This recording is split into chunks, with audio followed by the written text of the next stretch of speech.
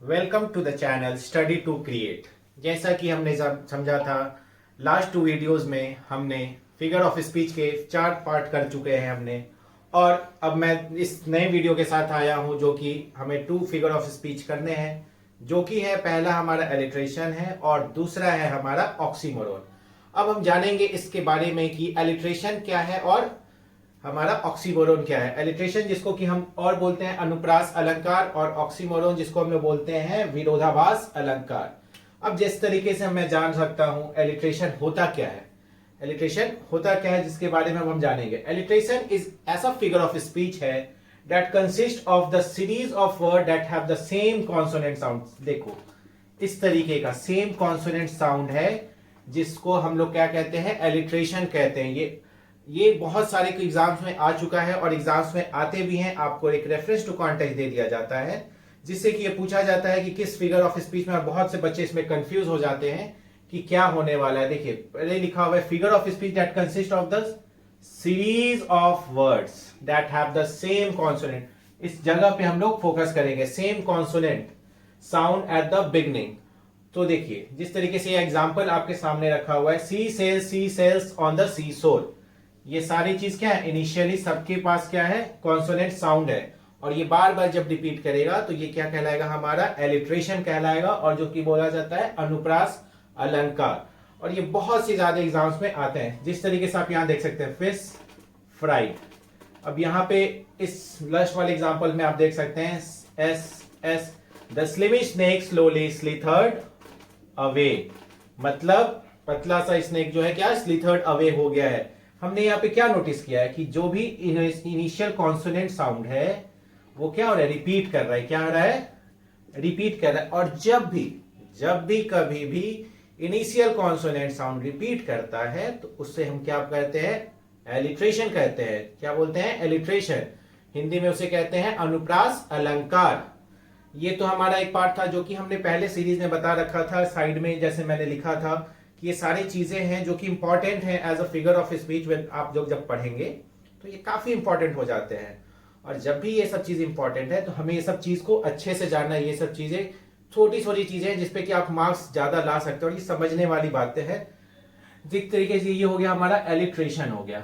समझ में आ रही है सबको बात, सीरीज ऑफ वर्ड और सेम कॉन्सोनेंट, ये चीज हमारा जो इस पे ज्यादा फोकस करना है। जहां हमें सेम कॉन्सोनेंट का साउंड मिल गया, ऐसा नहीं है कि it has to be consecutive. ये कभी नहीं है कि कंसेक्यूटिव है, एक ये चीज छोड़ के भी हो सकता है, लगातार भी नहीं जरूरी है, एक चीज छोड़ के भी हो सकता है, but initial consonant sound same होना चाहिए।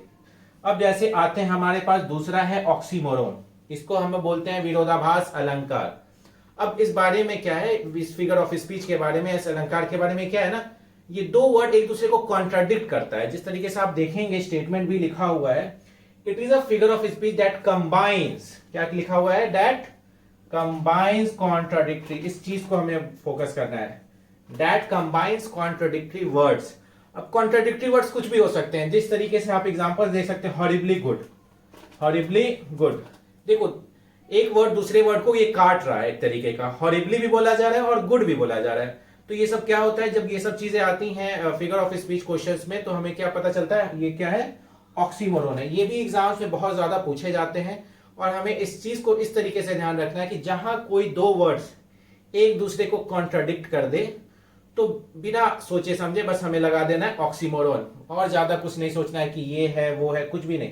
क्योंकि फिगर ऑफ स्पीच लिमिटेड है, और अगर हम इसको लाइन से समझेंगे तो काफी इजी हो जाता है हमारे समझने में।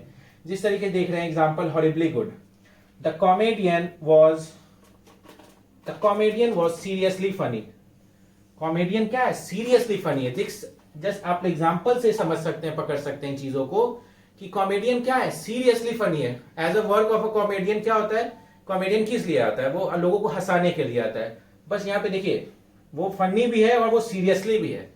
एक वर्ड दूसरे वर्ड को क्या कर रहा है, कॉन्ट्राडिक्ट कर रहा है। क्या कर रहा है, कॉन्ट्राडिक्ट कर रहा है, जिस तरीके से हम देख रहे हैं। और यही जो कॉन्ट्राडिक्शन वर्ड होता है यही हमारे आ जाता है फिगर ऑफ स्पीच पे, जिसको हम लोग बोलते हैं ऑक्सीमोरोन। एक देखिए यहाँ पे एक और एग्जांपल है आपके पास, फॉल्स ट्रूथ, झूठ भी है और सच भी है। इस तरीके से समझिए, झूठ भी है और सच भी है। तो ये क्या हुआ हमारा, ये जो है ऑक्सीमोरोन एलिट्रेशन, ये सब चीजें हैं जो कि हम क्या करेंगे पार्ट में देखेंगे। ठीक है, ये हो गया हमारा एलिट्रेशन हो गया और एक ऑक्सीमोरॉन। सो स्टूडेंट्स, हमने इससे पहले भी पढ़ा था, क्या था, एलिट्रेशन था और ऑक्सीमोरॉन था। अब हम समझने आ रहा है ये सिक्स्थ वाला है हाइपरबोल। ये भी बहुत इंपॉर्टेंट फिगर ऑफ स्पीच है, जिसमें हम ये जानेंगे, ये एक तरीके का फिगर ऑफ स्पीच है और एक ऐसा अलंकार है जिसे हम बोलते हैं अतिशयोक्ति अलंकार। ये चीजों को बहुत एग्जैगजरेट करता है। जैसे हम बोले थे बढ़ा चढ़ा के बोलना, जिस तरीके से हम लोग नॉर्मल में बोलते थे बहुत बढ़ा चढ़ा के तुम लोग बात कर रहे हो, ये वो, मैं यहाँ गया था, लंदन गया था, फ्रांस गया था, जो कि मैं कहीं गया ही नहीं था, बट होता था ना बात बढ़ा चढ़ा के बोलना। तो उसको अगर फिगर ऑफ स्पीच में देखा जाएगा तो उसे हम लोग बोलते हैं क्या, हाइपरबोल। किसी भी चीजों को बढ़ा चढ़ा के बोलना। और ये चीज बहुत मेनली करते थे पोएट लोग, और काफी चीजें आती थी पोएट लोग ना, कोई भी चीजें उनकी थॉट प्रोसेस ना बहुत बढ़ा चढ़ा के रहते थे। वो लिखते थे छोटी लाइनों में, लेकिन उसकी जो मीनिंग रहती थी बहुत ज्यादा रहती थी, और उस चीज को हम लोग को समझना रहता था। तो हाइपरबोल क्या होता है, एक ऐसा फिगर ऑफ स्पीच है जो कि डेलिबरेटली चीजों को एग्जैगरेट कर देता है, बढ़ा चढ़ा देता है। एग्जैगरेट मतलब बढ़ाना चढ़ाना। इन अ स्टेटमेंट वो एक तरीके का एक्साइटमेंट क्रिएट कर देता है किसी सेंटेंस या स्टेटमेंट में।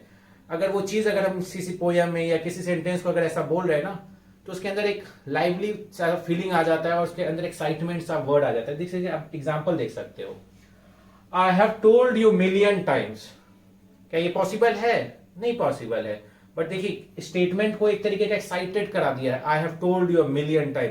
क्या कभी पॉसिबल होगा कि कोई किसी को मिलियन टाइम्स बोलेगा? लेकिन नहीं, जो ये स्टेटमेंट है यहाँ पे मिलियन टाइम्स, ये क्या है, आपका हाइपरबोल है। ये क्या है, आपका हाइपरबोल है ये सेंटेंस। क्यों? क्योंकि ये बात को बढ़ा चढ़ा के बोला हुआ है मिलियन टाइम्स। कोई इतना बोल नहीं सकता है। She can hear a pin drop a miles away. एक पिन ड्रॉप सुन रही है वो miles away. It is never come possible. तो ये क्या है, बात को इतना बढ़ा चढ़ा दिया गया है जो कि हमें पॉसिबल ही नहीं, it is next to impossible. इसी को हम लोग क्या बोलते हैं फिगर ऑफ स्पीच में, बोलते हैं हम हाइपरबोल, जो कि हिंदी में होता है अतिशयोक्ति अलंकार। My feet are killing me, मेरे ही लेग मेरे को, माई फीट ही मेरे को मार रहा है। होता है ना, कभी कभी हम बोलते हैं कि हम यानी बहुत ज्यादा पेन होता है पैर में, तो हम लोग बोलते हैं कि माई लेग इज किलिंग मी या समथिंग लाइक दैट। तो क्या हो रहा है, एक तरीके का बढ़ाना चढ़ाना हो गया। आखिर कैसे पैर किसी को मार सकता है? ये सब हमारा किसी का एग्जाम्पल है, हाइपरबोल का एग्जाम्पल है। चीजों को एग्जैगरेट करके बोलना, चीजों को क्या करके बोलना रहता है, एग्जैगरेट, बढ़ा चढ़ा के। ये हमारा है हाइपरबोल। आते हैं, ये सेवेंथ वाला पार्ट है जो एपोस्ट्रोफी है, जिसको बोलते हैं संबोधन अलंकार।